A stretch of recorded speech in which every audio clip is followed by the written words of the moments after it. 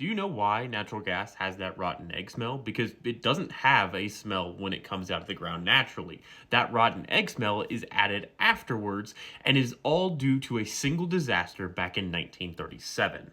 At around 3:15 in the afternoon on March 18th, 1937, one of the school's instructors in the basement of the school turned on a sander which caused a spark which ignited a gas cloud that existed in the basement that was unbeknownst to him, causing the entire school to lift up off the ground as one and then smash back down.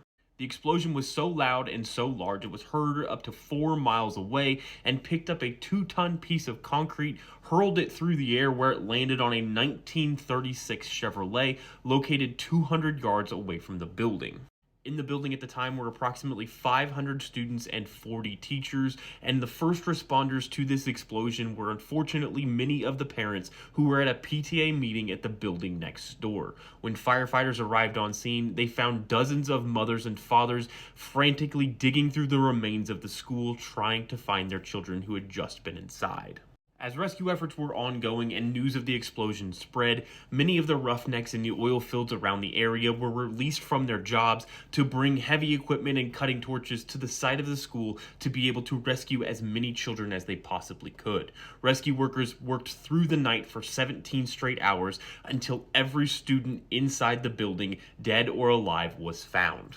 The death toll for the disaster officially stands at 294 students and teachers. However, it is believed that the death toll was likely higher than that, as some families took their children from the school and were not officially registered and therefore not officially counted in the death toll.